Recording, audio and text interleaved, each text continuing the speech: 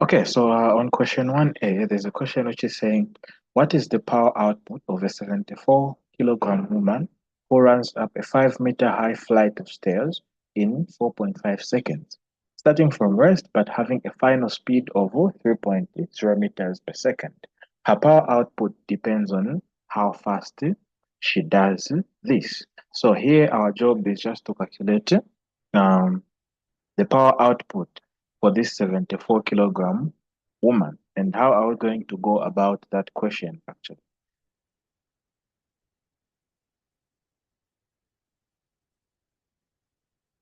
And we've been given some data. So our aim is to find the power output of this woman. And we know to say power is equal to what? Power is equal to the work done over the total time taken. And the work that is done by this woman will be the first thing that we are going to calculate here. And what work is she doing actually in moving that flight of stairs, and gaining kinetic energy? So the total work that is going to be done by this woman will be equal to um, her work done against gravity, which is mgh, or some would say potential energy gain, plus uh, her kinetic energy gained. There's also kinetic energy gained, KE gained, or you can just put in advance, put plus half mv squared gained, like that. So this will be the total work. The combination of these two, there is work done against gravity, which is equal to mgh, and the kinetic energy gained. The summation of those two is what is going to give us the total work done here. And it is this work that you are going to plug into this initial equation to find the power output for this woman. So I'll say my mgh, or my gravitational potential energy, my PE, is equal to what? It is equal to mgh. And what is the m? Mass is equal to 74. Gravity is equal to 9.81.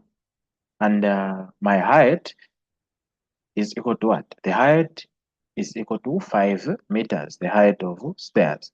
So here it's kilograms, here it's meters per second squared, like that. So I'll say my potential energy is equal to mass, which is equal to 74, multiplied by gravity, which is 9.81, multiplied by the height, which is 80, which is 5 meters actually. So this will give me a gravitational potential energy of how much?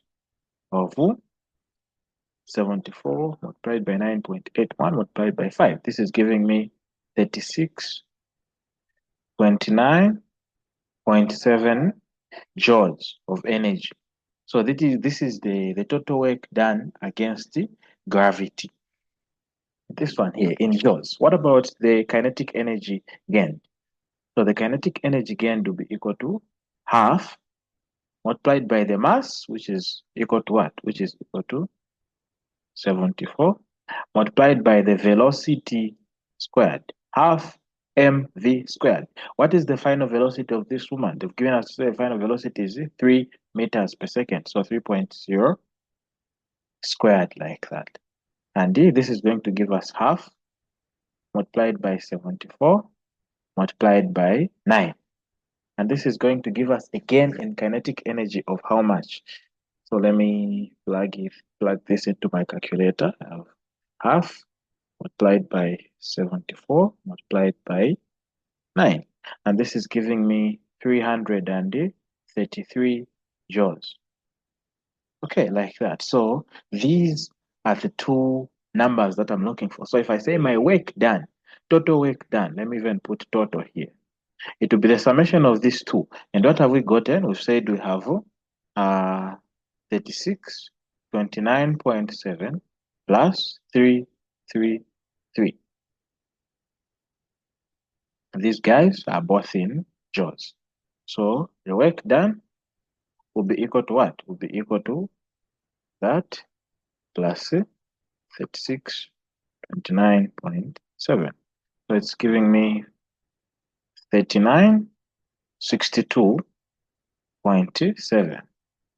And these are joules. So if this is the work that is done, and you know to say the formula for power is equal to what? Power is equal to work done over the time taken. This will be equal to what? This will be equal to 3962.7, like that, over 4.5, because they said she took 4.5 seconds to complete that flight of stairs.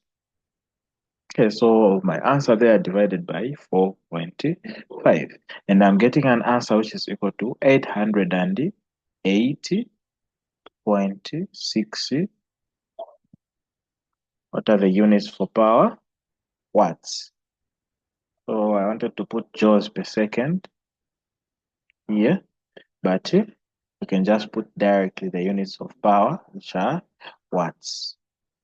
The capital W there. So that is the work that is done against, or I mean the power generated by the lady as she completed that flight of